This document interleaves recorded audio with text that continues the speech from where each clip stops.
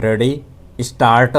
अपने घोषित उद्देश्य के मुताबिक मतदाता सूची के विशेष गहन पुनरीक्षण यानी SIR को देश में चुनावों और मतदान की प्रक्रिया को दोषरहित बनाने की कोशिश कहा जा सकता है, मगर इसके साथ ही यह जिम्मेदारी भी अनिवार्य रूप से जुड़ी हुई है कि कोई एक भी वैध मतदाता न छूटे और उसे मतदान का उसका अधिकार हर हाल में मिले। मगर क्या देश के अलग अलग राज्यों में अब तक हुए SIR में क्या इसके घोषित उद्देश्यों के मुताबिक ही नतीजे सामने आ सके हैं?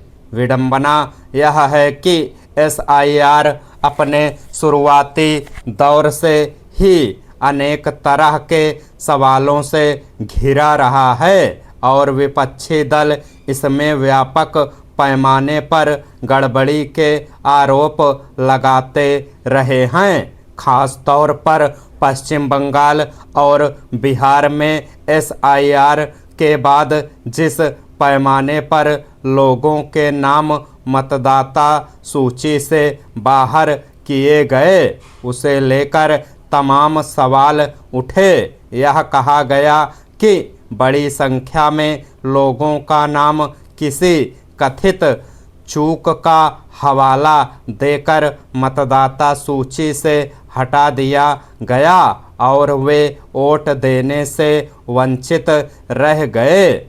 पश्चिम बंगाल में इस क्रम में ऐसे करीब 27 लाख लोगों के नाम बाहर कर दिए गए थे। जब उस पर चौतरफा सवाल उठे तब निर्वाचन आयोग की ओर से 19 अपीलीय न्यायाधिकरणों का गठन किया गया था। अब सूचना के अधिकार कानून के तहत मिली एक जानकारी के मुताबिक SIR के बाद आई 82,782 अपीलों में से न्यायाधिकरण की ओर से 91% मतदाताओं के नाम बहाल कर दिए गए हैं। फिलहाल कुल अपीलों में से सिर्फ 2.17% मामलों पर ही फैसला हुआ है। अगर दावा सही पाए जाने का अनुपात लगभग यही बना रहता है तो अंदाजा लगाया जा सकता है कि कितने बड़े पैमाने पर वैध मतदाता अपना वोट डालने से वंचित रह गए। क्या यह उन तमाम मतदाताओं के लोकतांत्रिक अधिकारों का हनन नहीं है जिनका नाम किसी मामूली त्रुटि का हवाला देकर हटा दिया गया?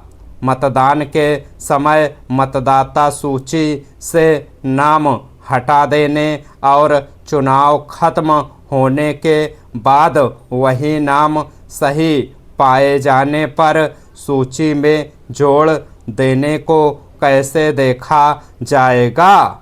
इससे शायद ही किसी को आपत्ति होगी कि चुनावों में मतदान की पूरी प्रक्रिया बिल्कुल स्वच्छ और शुचितापूर्ण हो। साथ ही किसी भी स्थिति में उसमें न तो अवैध मतदान की कोई गुंजाइश हो और न ही किसी वैध मतदाता को मतदान के उसके अधिकार से वंचित किया जाए।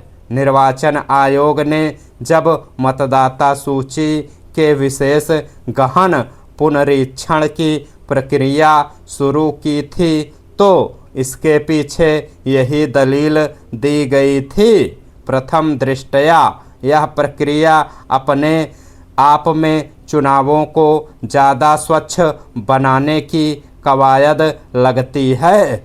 क्योंकि इसके तहत वैसे सभी नामों को मतदाता सूची से हटाए जाने की बात कही गई।